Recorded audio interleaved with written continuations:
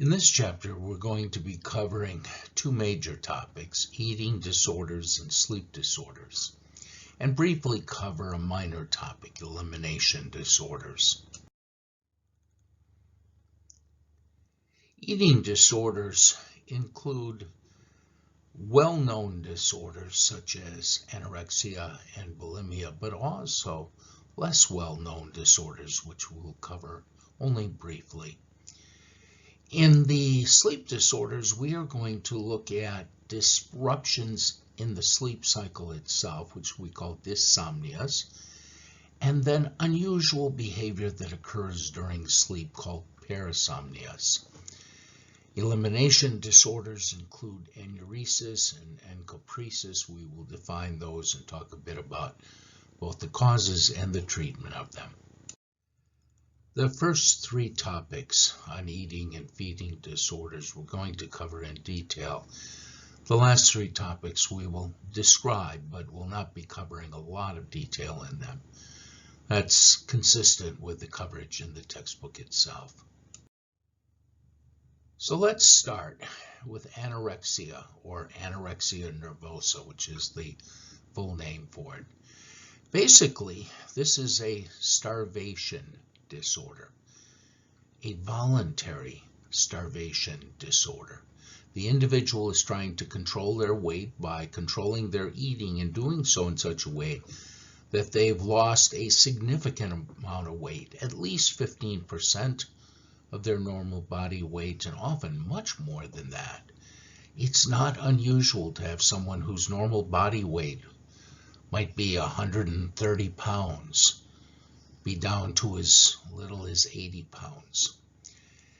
In addition to this massively successful weight loss, there's a fear of gaining weight, an irrational fear, and often a distortion in their actual body image, so that even though they may be emaciated, they may still feel fat. We distinguish two subtypes of anorexia. Now, we don't see them as separate disorders, but they represent different patterns. In some people with anorexia, they just simply diet. They eat very little, and I mean very little, and they lose lots of weight. Others will do dieting, but they will also occasionally binge eat and then typically purge, that is, vomit or some other way of removing the calories.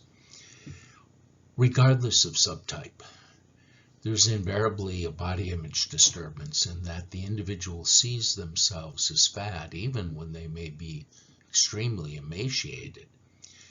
They also take great pride in their dieting. They don't see it as a problem. In fact, they see it as something that one could and should be proud of. And for that reason, they almost never seek treatment.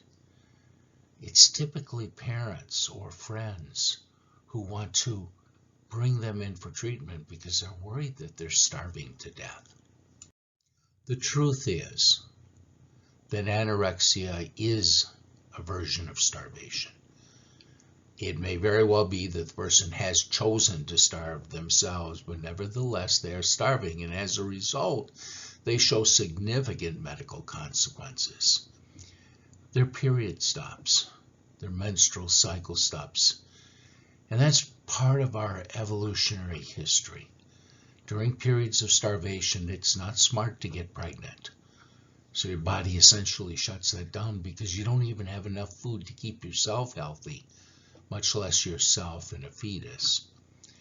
The hair becomes brittle, as do the nails because of lack of nutrients. And you become increasingly more sensitive to cold because you have almost no body fat to provide insulation. Cardiovascular problems and electrolyte imbalances can be life-threatening.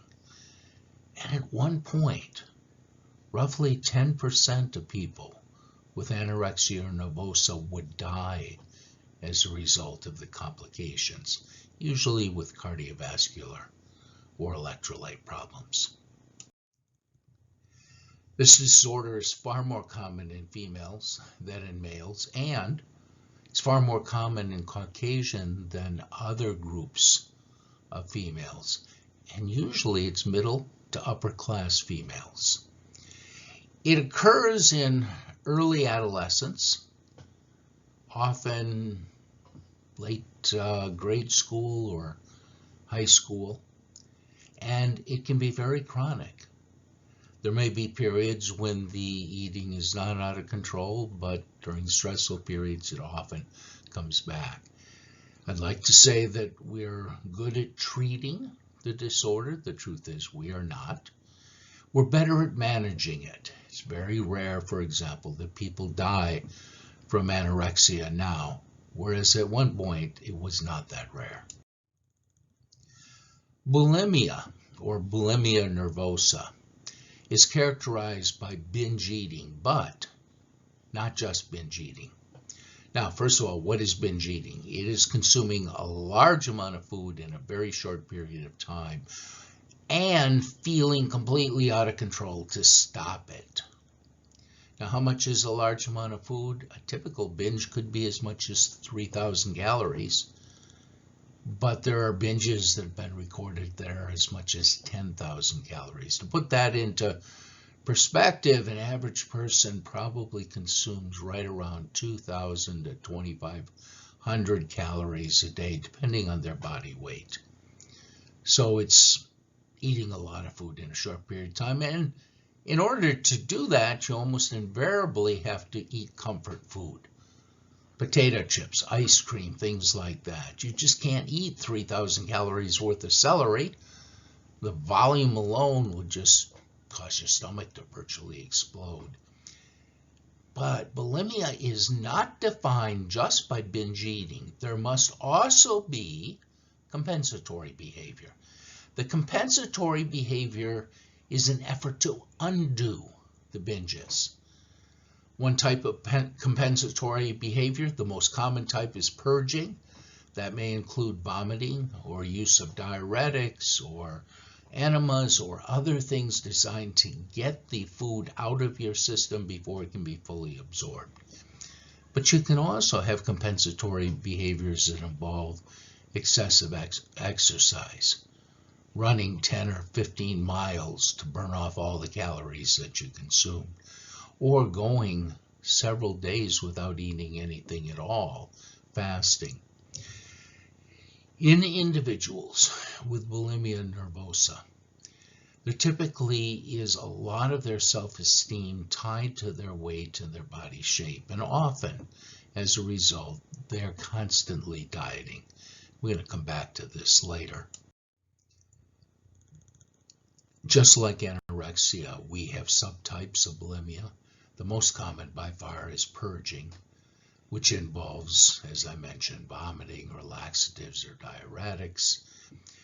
The other subtype is non-purging, and in that case there are compensatory behaviors designed to make up for the excess calories by burning them off or not consuming calories in other situations. That's a relatively small percent, maybe 1 in 15.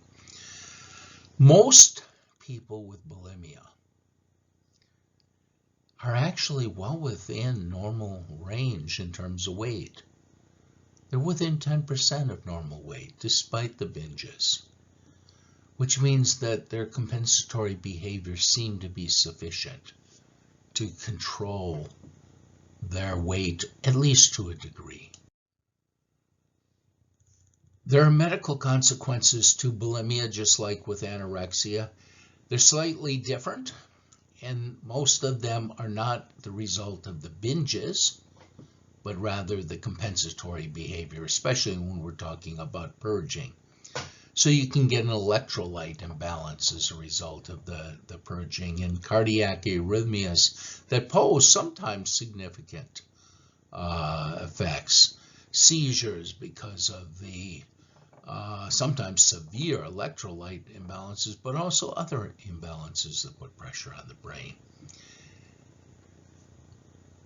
It is rare that someone dies from these consequences, as can happen with anorexia, but these are significant medical problems and problems that can create other problems for the individual. The third disorder is called binge eating disorder. Like bulimia, it is characterized by binge eating, as you might guess from the name, but unlike bulimia, it does not have the compensatory behavior. Now, you might imagine if you have large binges, as I described earlier, and no compensatory behavior, you have a lot of extra calories that you're consuming, and therefore you will gain weight. And so most people with binge eating disorder, unlike bulimia, are well above normal weights. Someone, in fact, would be called obese. Binge eating disorder is typically found in older individuals. Bulimia, for example, is much more common in college age, in fact, much more common in college women. And again, bulimia is almost exclusively a disorder of women. Binge eating disorder is still much more common in women, but it's found at a higher rate in men than the other eating disorders. There are people who simply don't eat enough food to meet their body needs. But unlike anorexia, these individuals don't have a problem with body image. In fact, they're not usually particularly concerned about their weight at all. This group is called avoidant or restrictive food intake disorder. And often it's a result of some sort of conditioning. Perhaps some distress that is experienced in swallowing food that discourages people from eating very much at all. Pica is an eating disorder where the individual consumes non-nutritive food, such as dirt. Often this is associated with intellectual disabilities, so you find this in people who have very low IQs. But you can also find it in individuals such as women during pregnancy. Again, fairly rare there, but you do see it occasionally. I should point out that there are cultures where starvation is so prevalent that mothers will make cookies out of dirt, and they will add a little bit of chocolate flavoring so that they're palatable. Now, this is not really pica because it's not the choice of the child to eat it, but the child will eat it. And the idea is that the child is suffering from the starvation. Filling their stomach with something non-nutritive will at least stop the stomach from growling. Giving it a slightly sweet taste makes it more palatable. It's a shame that the world has that level of starvation, but it does. And sometimes the way that parents deal with it is to try to make the life of the child a little less miserable. Rumination disorder is, again, very rare, at least in human beings. It involves regurgitating your food into your mouth and then chewing it and swallowing it again. Now, some animals do that all the time. It's very common, for example, in cows. So we talk about cows chewing their cud. Well, that's really regurgitation.